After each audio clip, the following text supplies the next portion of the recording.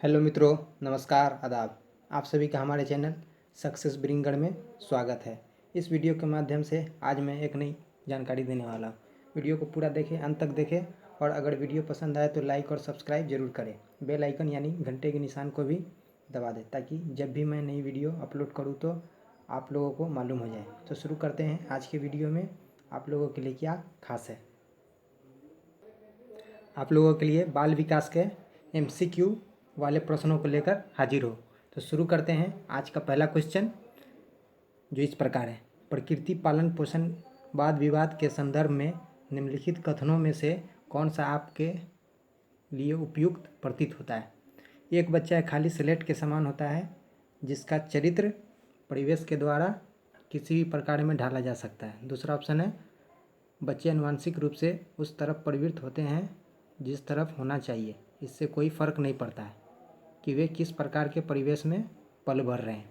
तीसरा ऑप्शन है, एक बच्चे के व्यवहार का निर्धारण करने में परिवेशीय प्रभावों का बहुत कम महत्व होता है। वह प्राथमिक रूप से आनुवंशिक रूप से निर्धारित होता है। चौथा ऑप्शन है, वंशानुकरण तथा परिवेश अभिन्न रूप से एक दूसरे से गुथे हुए हैं और दोनों विकास को प्रभावित करते हैं।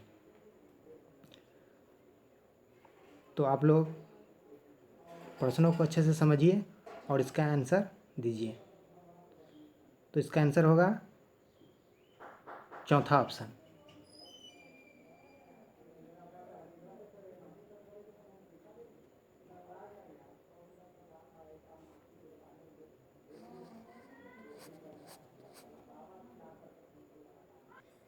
आगे बढ़ते हैं। दूसरा प्रश्न है, शिक्षार्थियों को सबसे कम प्रतिबंधित विद्यालय वातावरण में रखने के माध्यम से विद्यालय, पहला ऑप्शन है, लड़कियों और अलाभान्वित वर्गों के लिए शैक्षिक अवसरों को समान करता है। दूसरा ऑप्शन है, वंचित वर्ग के बच्चों के जीवन को समान करता है जो इन बच्चों के समुदायों और अभिभावकों के साथ विद्यालय के संबंध को बढ़ा रहा है।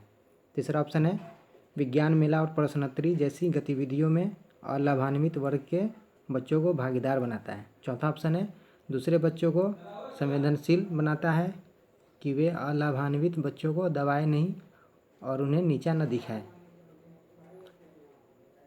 तो आंसर दीजिए। तो दूसरे प्रश्न का आंसर है चौथा ऑप्शन।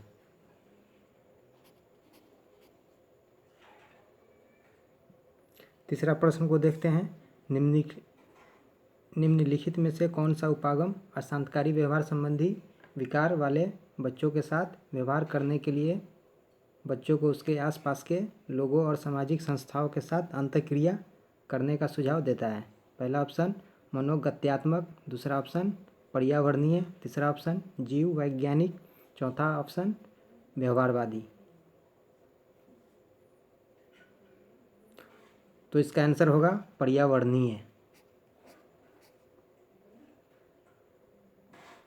चौथा क्वेश्चन देखते हैं। मानवीय विकास में आनुवंशिकता एवं परिवेश की भूमिका के संदर्भ में निम्नलिखित में से कौन सा कथन समुचित है। पहला ऑप्शन है, विकास के विभिन्न क्षेत्रों में आनुवंशिकता एवं परिवेश का सापेक्षिक प्रभाव परिवर्तनशील है। दूसरा ऑप्शन है, भारत सरकार की विभेदात्मक क्षतिपूर्तता संबंधी नीति मानवीय विकास में प्रकृति की भूमिका पर आधारित है। तीसरा ऑप्शन, परिवेश की भूमिका लगभग स्थिर सी रहती है जबकि आनुवंशिकता का प्रभाव परिवर्तित हो सकता है। चौथा ऑप्शन, व्यवहारवाद के सिद्धांत प्राय मानवीय विकास में प्रकृति की भूमिका पर आधारित है। तो इसका आंसर दीजिए। तो इसका आंसर पहला ही होगा।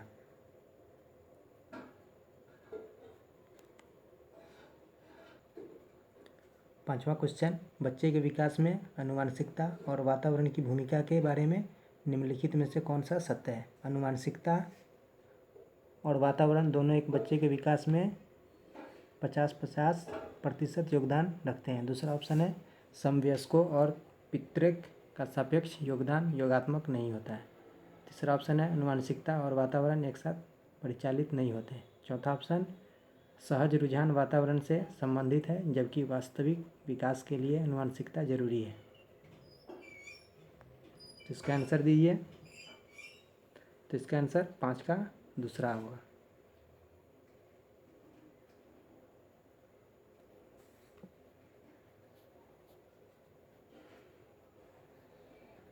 तो ये था 5 प्रश्नों का एक सीरीज